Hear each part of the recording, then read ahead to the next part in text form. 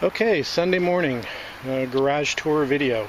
My first video where I've actually had to do any speaking. It feels a little bit strange. Kind of a gray, overcast morning. Looks like it's going to rain. Trees are just starting to come out here, so it'll be nice when we get leaves back on the trees.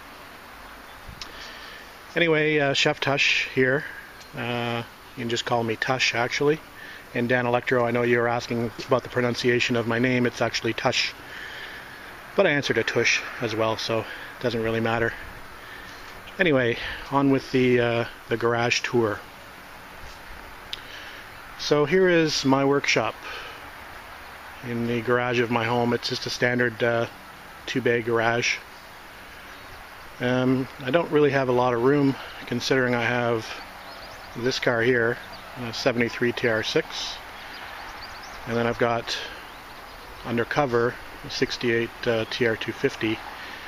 And Dan, I'll uncover that for you and take a video of it some other time. I just haven't got it out from winter storage yet. It's still undercover, and I've still got some patio stones up on the side to keep the tarp from blowing away. So I will get that out. I've had it started up once this year just to bring it up to temperature after the winter time, but unfortunately it's had to spend its time outside because I don't have the space in the garage, because I'm working on this 1960 TR3A. So plus I've got 2 daily drivers, a 2011 Nissan Sentra SER Spec V, quick little car. 6-speed standard, about 225 horse, so it goes pretty good. And then of course the parts runner, the Ford Explorer, comes in handy. Anyway, I'll get on with the garage tour, because that's what you're here for. So this is for my loyal subscribers, Cecil or Cecil, of course Dan Electro, Neil, Dave from the Six Pack Car Club, who's sort of encouraged me to do some videos as well after watching some of his, and TR6, which I believe is Henri from Calgary. So here we go. I'm just going to do a quick walk around my my garage workshop and show you what I've got in the garage and what I've got to work with. So always good to have a chair for people that want to stop by and have a chat. So I always have at least one chair in here, usually 2. Some of the neighbors will stop by, or I've got some friends that stop by and partake of the bar that we always have set up as well. So we always have a little emergency bar here set up in the garage with some for single malts and not so single malts for people who don't appreciate single malts. So that bar is always usually set up and gets replenished fairly frequently. A few posters up from some local car shows and some entry forms, that kind of thing, I just stuck up on the wall. TR3 banner, of course. Hello, ladies. Floor jacks. I've got 2 identical floor jacks because I find it's a lot easier to jack up the TR6 or the 250 with a jack on either side. So I do a few pumps on one side and then go around to the other side. And when I'm putting the car up on jack stands, it's just a lot easier with 2 jack stands, or 2 floor jacks, one on each side, to make the car a little bit more level when it's going up. And I've got an older jack as well that's a little bit lower profile, so it's a little easier to get under some of the lower cars that I have. Lots of jack stands, or axle stands, whatever you call them, frame stands. I've got probably 6 here, and I've probably got another 4 on the other side, so lots of stands. I generally have probably at least 6 stands under the car. I just feel a little safer with 2 in the front and 2 in the rear and then 2 in the middle. Just I have to have the car up fairly high because I've got a little bit of girth, so it makes it a little easier for me to maneuver underneath the car. So usually use 6 stands. A couple toolboxes for my my tool storage. An older, this is my first box I had, was the red box, and then of course outgrow that with the more tools that you buy, so I've gone to the larger stainless steel box, and both of them are pretty much full.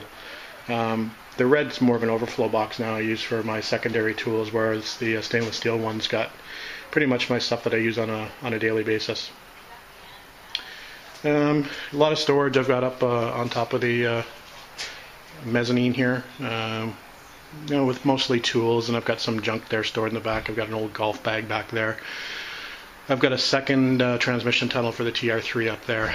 I do have a set of ramps actually for the TR as well. It's easier to put it up on ramps, I find, in the front or in the rear, and then go from there and jack it up. They're 12,000 pound Rhino ramps, so they work pretty well in the garage just to get the car up quickly. What else have I got? Oh, spot welder. Neil saw your spot welding, or your technique for making it look like spot welds. I actually bought a spot welder used. Actually, it came in really handy on the TR3 doing the rear apron replacement, and specifically there's, I don't know, 50 spot welds probably around the spare tire opening, so I bought that to make it a little easier to put the new rear valence on the TR3. And generally I have all my small tools, my drill bit set, my impact wrenches, tap and die set, socket set, hammer and dolly set, nail guns, more grinders and cutoff wheels. I've got a punch set there, I've got a Dremel, and then I've got some air tools up there as well as my air hose reel.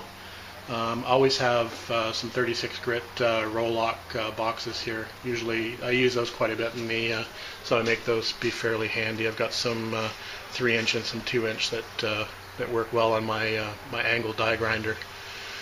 Sandblaster I use quite often. Obviously good for sandblasting small parts for the car. I can actually get an entire 15-inch rim in there, which I've done. I've sandblasted the stock rims on the TR6. Took a long time, but managed to get it done. And turned out really quite well. I was quite happy with the results. I always have a few different types of media around. I have aluminum oxide, I have glass beads, I have some steel shot, I think it's slag actually, and usually have some walnut shells around if there's something that I'm doing that's a little bit finer that I don't want to put any heat into. So I usually have the walnut shells for that. I have my MIG welder here, an Easy MIG 140. It is hooked up to gas. I'm a sort of a novice welder. I've learned a lot working on the TR6 and the TR3. I'm getting a little bit better, but I have better days and worse days. Sometimes it just goes really well, and some other days it doesn't go so well, and I'm still blowing holes through the metal and have to make some repairs. But learning as I go, and again, whatever I do can't be any worse than what was in the car originally. So like I said, I'm getting better every day, and practice makes perfect. So a couple of compressors I have in the shop, and I have this is an Airboss compressor. I think it's about a 15 or 20 gallon. I don't even know what it is. To be honest with you, I don't even really know what the CFM is on it. It's sort of a loaner from a neighbor of mine, because I have this 33 gallon Craftsman compressor, which is probably the worst investment I've ever made as far as shop tools are concerned. It's a piece of crap. Basically made out of plastic. The cylinder is made of plastic. It has a plastic piston that I've actually replaced all the gaskets in the compression rings, I think twice on this machine, and it still doesn't work very well. So if I'm doing like large jobs or doing some sandblasting, I daisy chain them together and just use basically the air tank from the larger compressor and run it off the small one. That seems to work pretty well. Over here on this side, I'm pretty much just storage. I've got lots of lots of fasteners ready to go for the TR3. This is just generally TR3 parts that I have sort of out in the garage. Although I have 250 parts laying around, and I've got TR6 laying around. I just generally try to keep what I'm working on in the garage. The rest of the stuff gets stored away in the I've got a storage shed out back, and I've got a pretty big basement. So anyway, so just the TR3 stuff here, pretty much all new fasteners. I always have brand new hardware, new nylocks, new lock washers. It's a little bit difficult to find fine fasteners here, so usually I buy them in bulk and just have them ready to go when need be. Generally I keep my paint in one place, so all my spray cans of paint are here. I've got all my abrasives here, so all my sandpapers and wire wheels and roll-lock discs I basically keep in here so I know where to find them. And this is really just a sort of a catch-all. It's my sort of junk pile of stuff. I generally know where everything is though, which is a good thing. It doesn't seem to be very organized, but I generally know where to look. For anybody doing restorations, lots of Ziploc bags and markers basically to bag all your parts. I've got that. Got some rubber gloves there. I usually use baby wipes quite a bit.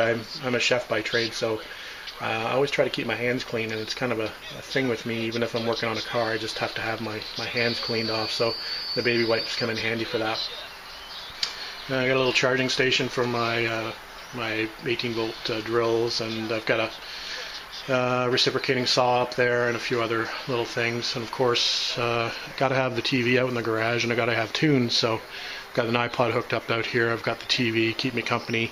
Love baseball, so baseball season just started, and I usually am out here, the TV on with the baseball game in the background. So a few other parts up on top here. I've got the exhaust from the TR3 at the back there. Got a few trim parts from the TR3. That's actually the red interior. I'm actually going to put a black interior back in the TR3.